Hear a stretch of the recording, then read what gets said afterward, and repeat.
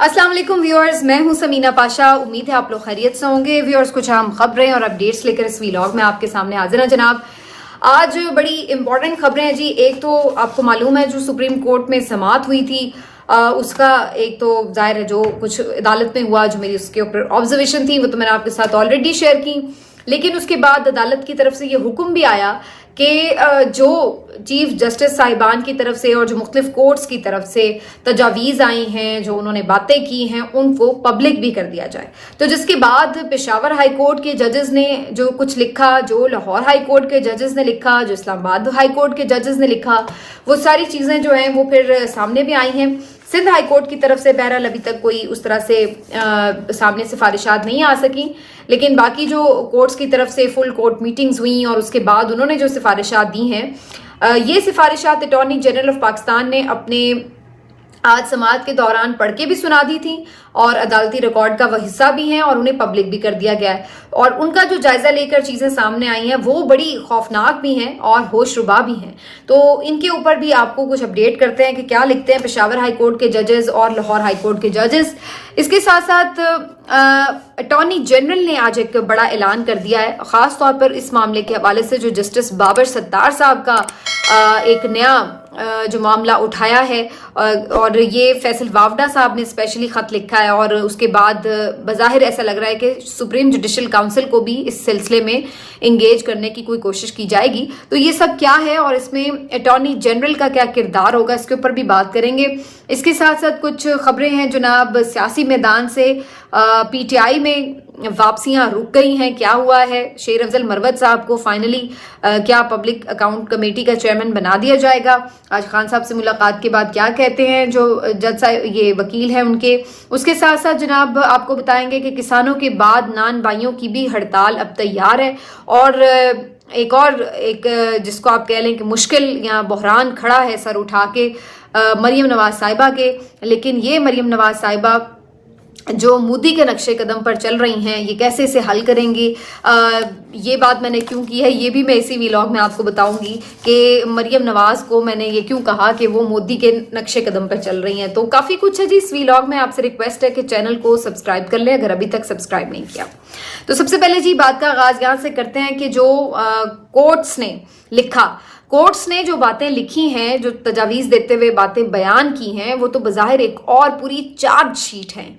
Honestly अगर आप देखें तो लाहौर हाई कोर्ट के जजेस भी ये लिखते हैं कि ये तो बड़ा ओपन सीक्रेट है कि किस तरीके से, और ये 38 जजेस हैं लाहौर हाई कोर्ट के जिन्होंने मुत्तफ़िका तौर पर ये तजावीज़ और ये जो सारी सिफारिशात हैं ये भेजी हैं, और वो ये कह रहे हैं कि ये तो एक ओपन सीक्रेट है कि किस तरह से एजेंसीज जो हैं वो मुदाखलत करती हैं जजेस के कामों में।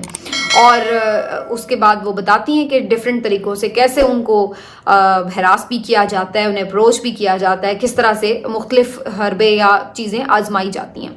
पेशावर हाई कोर्ट के जजेस की जो बातें हैं वो तो और भी ख़तरनाक हैं, क्योंकि वो ये बता रहे हैं कि मुख्तलिफ सियासी नौयत के केसेस में अप्रोच उन्हें किया गया फेवर्स लेने के लिए, और जब उन्हें फेवर्स नहीं दी गई तो उसके बाद क्या हुआ? उन्होंने ये कहा कि जजेस ने ये बताया कि जब उन्होंने आइन और कानून के मुताबिक अपनी समझ बूझ के मुताबिक फैसले किए तो उसके बाद उन्हें बाकायदा थ्रेट्स दिलवाई गई, और कुछ जो थ्रेट्स हैं वो उन्हें बैरून मुल्क से मिली, अफगानिस्तान से मिली, तालिबान से मिली, और जान से मारने की धमकियां दी गई। और जब इस बारे में आगाह भी किया गया तो आगे से किसी ने इसके ऊपर रिस्पॉन्स भी नहीं दिया, कुछ इसके ऊपर कार्रवाई नहीं हुई। तो वो ये बताते हैं कि वो तो बहुत क्राइसिस से गुजर रहे हैं इस सारे अरसे के दौरान, और उनकी जजेस ने भी बहुत भुगता है, बहुत कुछ बर्दाश्त किया है, उनकी फैमिलीज ने भी बड़ा कुछ बर्दाश्त किया है। और अभी आपको याद होगा अभी 2-3 दिन पहले का ये एक इंसिडेंट है जो कि रिपोर्ट हुआ है कि एक जज जो थे उनको अगवा कर लिया गया था, और उसके बाद जो है वो फिर बाद में पहले ये खबर आई कि एजेंसीज के थ्रू उनकी जो वापसी है वो मुमकिन हुई है, उन्हें बाजियाब कर लिया गया है। और फिर उसके बाद ये भी खबर एजाज सैयद ने दी कि जी कोई तावान वगैरह शायद अदा किया गया उनके रिहाई के बदले में। तो ये किस तरह की स्टेट है कि जहाँ पर जजेस जो हैं वो सिक्योर नहीं हैं और उन्हें इस तरीके से कोई अगवा भी कर सकता है। तो आप अंदाज़ा लगा लें कि फिर मुदाखलत का क्या आलम है और किस किस तरह के प्रेशर्स हैं, बाहर से, अंदर से, दहशत गर्दों के, जराइम पेशा लोगों के, एजेंसीज के, हुकूमत के, और फिर آج جس طرح سے قاضی فائز عیسیٰ صاحب بار بار کہہ رہے تھے کہ اندرونی بھی بڑے پریشر ہیں، کہ اندر ادارے کی بڑی سیاست اور بڑی کچھ چل رہی ہوتی ہیں، تو یہ ساری چیزیں بھی ہیں. تو کیسے ایسے ماحول میں آپ یہ ایکسپیکٹ کریں گے کہ عدلیہ آزاد ہے، اور اس کے بعد آپ کیسے قاضی فائز عیسیٰ صاحب اتنے مطمئن ہو کے یہ کہہ سکتے ہیں کہ آپ کے دور میں کچھ نہیں ہوا اور چلیں جی جو ہو گیا سو ہو گیا، آگے کی چلیں؟ اس طرح تو ممکن نہیں ہے. تو کبھی آپ مشورہ دیتے ہیں قانون سازی کر لو، کبھی آپ کہتے ہیں بھی ابھی تو کچھ نہیں ہوا، آگے دیکھ لیں گے. تو اس طرح کی چیزوں سے تو بات نہیں بنے گی. جو پشاور ہائی کورٹ کے ججز لکھ رہے ہیں، جو لاہور ہائی کورٹ کے ججز لکھ رہے ہیں، یہ خوفناک باتیں ہیں، اور ان کو ایڈریس کیے بغیر کوئی آگے نہیں بڑھ سکتا.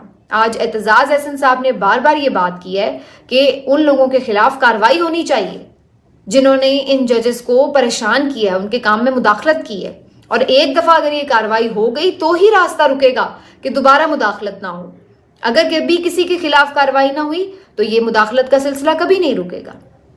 ایون آپ اندازہ لگا لیں کہ اسٹیبلشمنٹ کی سیاسی مداخلت کے اوپر پوری ہسٹری ہماری بھری ہوئی ہے، لیکن آج تک بھی کیا ہے، ہم نے دیکھا ہے کبھی کہ کبھی کسی کے خلاف کارروائی ہوئی ہو سیاسی مداخلت کے اوپر، سوائے پرویز مشرف صاحب کے. اور پھر وہ کارروائی بھی کیسے ریورس ہوئی وہ بھی آپ نے سارا دیکھا، اور اس میں بھی انہیں ایسا کوئی کچھ بھگتنا نہیں پڑا، نہ کوئی پیشی پہ آنا پڑا، نہ انہیں کوئی سزا ہو سکی تھی، نہ کچھ. ان کی ایبسنس میں جو سزا ہوئی تھی جسٹس وقار سیٹھ نے جو دی تھی وہ بھی بعد میں ریورس ہو گئی تھی. تو کہنے کا مقصد یہ ہے کہ یہ کیوں، اسی لیے تو پھر راستہ نہیں کبھی رکا، کیونکہ نہ کبھی کسی کو آنسریبل کیا گیا اور نہ کسی کو سزا ہوئی، تو آئندہ کے لیے راستہ کھلا رہا. آج یہ بھی بات ہوئی تھی کہ جناب ہمیں خود بھی دروازہ اپنے ادارے کا بند کرنا ہے، اور یہ بات بالکل درست ہے. ہمیشہ ایسا نہیں ہے کہ تمام ججز کو کوئی بہت خوفزدہ کر کے ہی من پسند فیورز لینے کی کوشش کی جاتی ہے. زیادہ تر لوگ تو ایسے ہوتے ہیں جو پہلے سے ہی تیار کھڑے ہوتے ہیں ہاتھ باندھ کر کہ آپ حکم لگائیں سر، آرڈر پر فیصلہ تیار ہے. تو خود بھی راستہ بند کرنا ہوگا نا. اگر آپ خود ہی ولنگلی چیزیں سیٹل کر کے وہ کر لیں گے تو پھر تو کوئی آپ یہ شکایت نہیں کر سکتے کہ کسی نے مداخلت کی تھی. مداخلت کی شکایت تو تبھی ہوگی جب آپ ریزسٹ کریں گے. تو اگر آپ پہلے ہنسی خوشی تیار ہو جائیں گے فیور دینے کے لیے یا مرضی کے مطابق فیصلے دینے کے لیے، تو پھر کسی کو کوئی زور زبردستی کرنے کی تو ضرورت ہی نہیں رہے گی. اور ہمارے سامنے ایسی مثالیں، یہ جو ملک قیوم صاحب کی ایک آڈیو ایک دفعہ لیک ہوئی تھی، یہ بڑی آبویس مثال ہے کہ جس میں آپ نے دیکھ رہے تھے وہ پوچھ رہے تھے کہ کتنی کرنی ہے جی سزا شہباز شریف صاحب کی اور ملک قیوم جو مرحوم جج صاحب تھے جسٹس قیوم. تو یہ ہے. بہرحال دیکھتے ہیں جی یہ معاملہ آگے اب کس طریقے سے چلے گا اور کیسے اس پہ ہوتا ہے. لیکن بہرحال جو اس ساری جو آج کی سماعت تھی اس کے بعد ایک دم ہم نے دیکھا کہ ہلچل سی مچی ہوئی تھی، اور یہ محسوس کیا جا رہا تھا کہ اس کیس میں ججز کا پلڑا بھاری ہے. اور اس معاملے کے اوپر سینیٹر فیصل وابڈا جلدی سے متحرک ہو گئے، اور وہ کہاں سے آپ کو معلوم ہے ہدایات لیتے ہیں. تو فیصل وابڈا صاحب نے فوری طور پر جسٹس اطہر من اللہ صاحب کو ایک لیٹر لکھا، اور اس میں انہوں نے یہ کہا کہ جناب جسٹس بابر ستار صاحب کا جو گرین کارڈ کا معاملہ ہے اس کے اوپر انہوں نے آپ کو آگاہ کیا تھا، کیونکہ اس وقت چیف جسٹس اسلام آباد ہائی کورٹ اطہر من اللہ صاحب تھے. تو جب جسٹس بابر ستار صاحب کو اسلام آباد ہائی کورٹ کا جج تعینات کرنے کے حوالے سے پروسیس جاری تھا، تو بابر ستار صاحب نے انہیں ان ریٹن یہ بتا دیا تھا کہ ان کے پاس گرین کارڈ ہے. تو فیصل وابڈا صاحب آج یہ ڈیمانڈ کر رہے ہیں اطہر من اللہ صاحب سے خط لکھ کر کہ جو آپ کی اس دوران خط و کتابت ہوئی وہ آپ ریکارڈ پر لائیں، اس کی تفصیلات فراہم کریں. اس سے وہ بظاہر ایسا لگ رہا ہے ایک تیر سے دو شکار کرنا چاہ رہے ہیں کہ جہاں وہ جسٹس بابر ستار کو ٹارگٹ کر رہے ہیں کہ ان کے پاس گرین کارڈ ہے، وہیں وہ جسٹس اطہر من اللہ کو بھی ٹارگٹ کر رہے ہیں کہ جی آپ نے جان بوجھ کر اس وقت ان کے گرین کارڈ کا جو معاملہ ہے اس کو دبایا، اس کو چھپایا. اگر آپ نے ایسا نہیں کیا تو آپ وہ خط و کتابت سامنے لے کر آئیں. تو یہ ان کو بھی ایک طرح سے پریشر ڈالنے کی ٹیکٹک بظاہر نظر آ رہی ہے. دوسری طرف میں آپ کو یہ واضح کر دوں، اب تو اس کے اوپر کافی چیزیں آ چکی ہیں کہ جو گرین کارڈ ہے یہ شہریت نہیں ہوتی کسی ملک کی.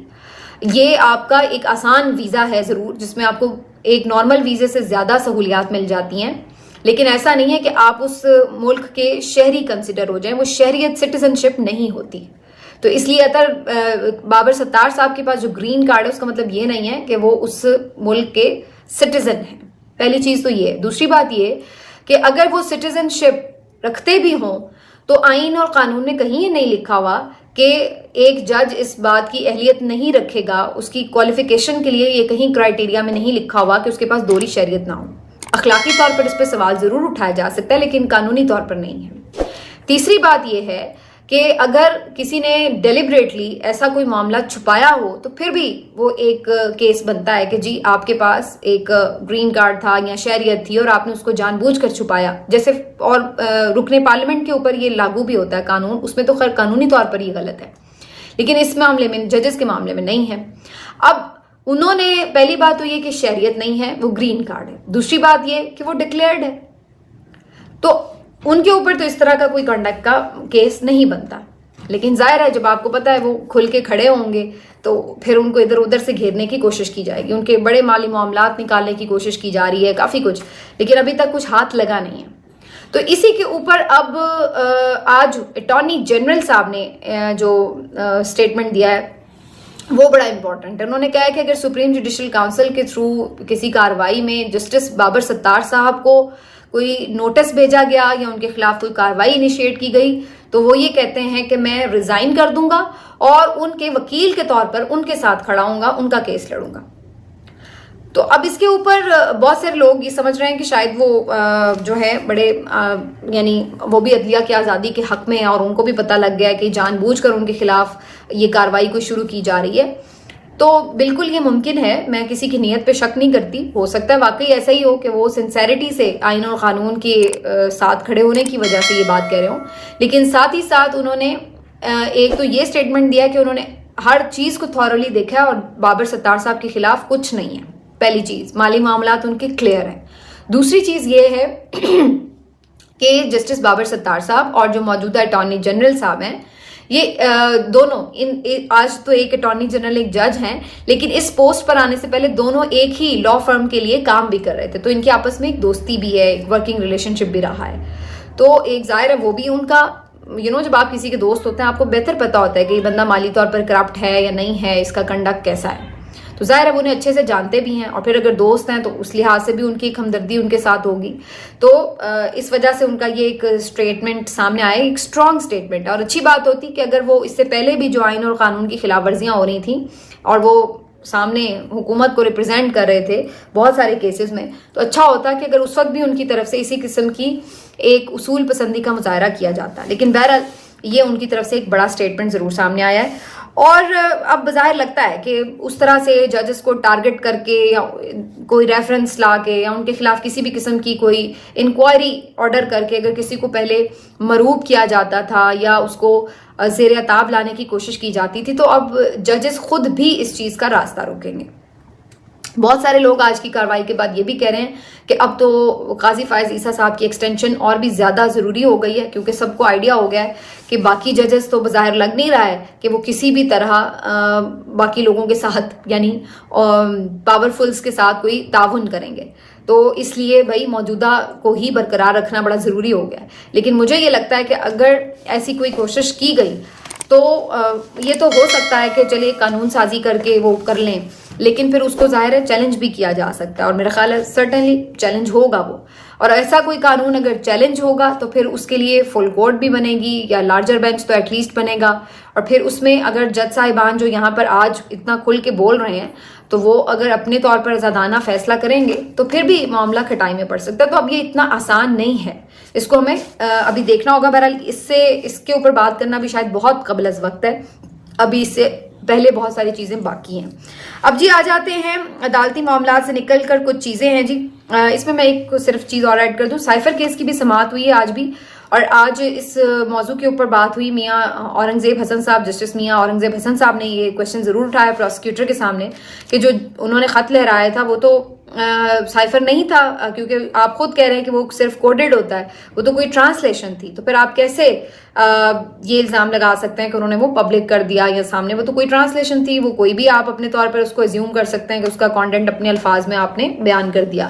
تو یہ تو نہیں کہہ سکتے کہ وہ ایگزیکٹلی سائفر ہی تھا, آپ کو کیسے پتا. تو یہ ایک انٹرسٹنگ کویشچن تھا, اس کے اوپر وہ خاموش ہیں.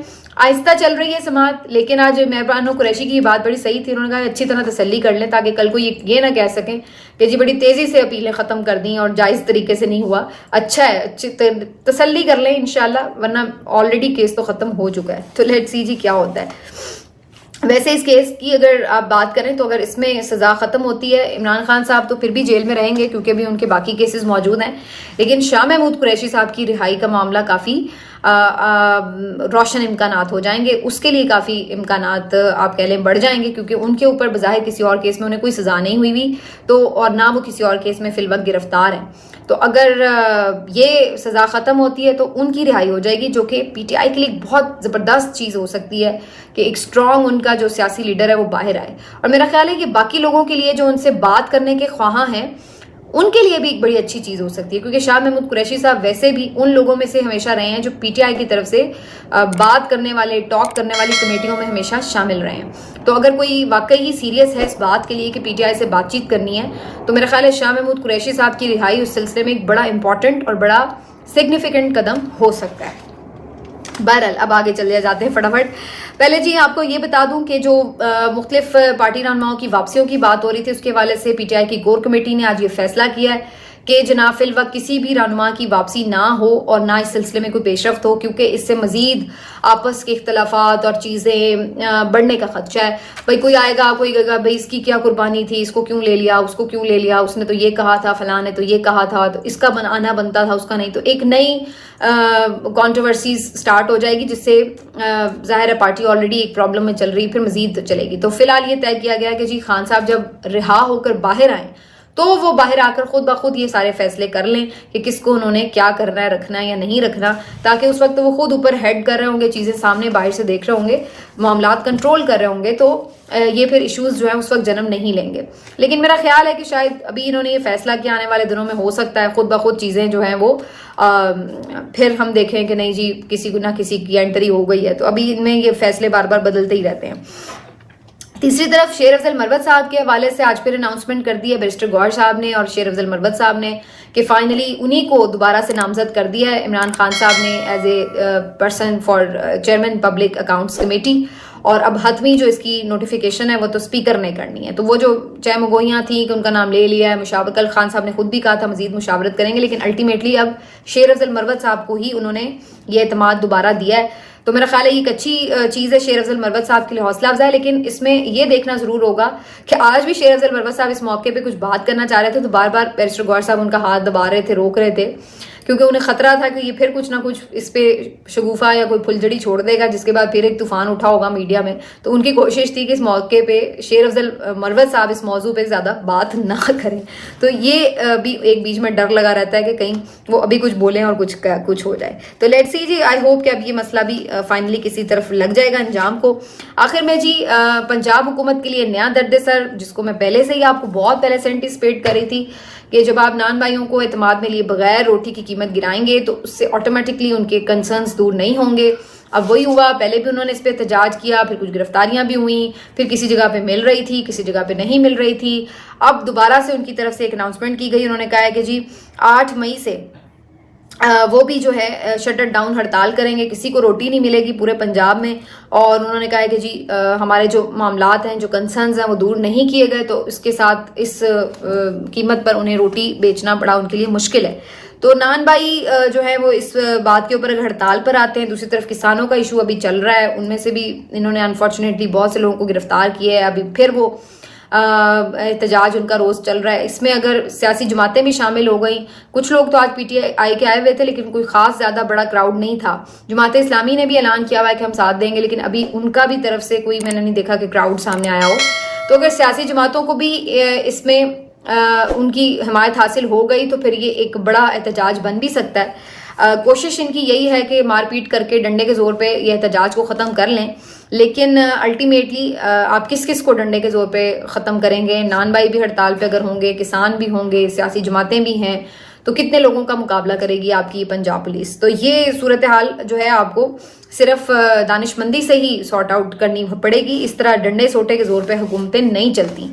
لیکن دوسری طرف مریم کا جو ویژن ہے وہ تو چونکہ مودی کا ویژن ہے تو پھر وہ تو وہی اپنائیں گی جو کہ مودی کرتے ہیں. وہاں پہ بھی وہ اسی طرح ایک ایکسٹریم قسم کی ایکسٹریمسٹ ہے نا بیسکلی نریندر مودی بھی، تو مریم بھی کچھ انہی کی فالوور لگ رہی ہیں.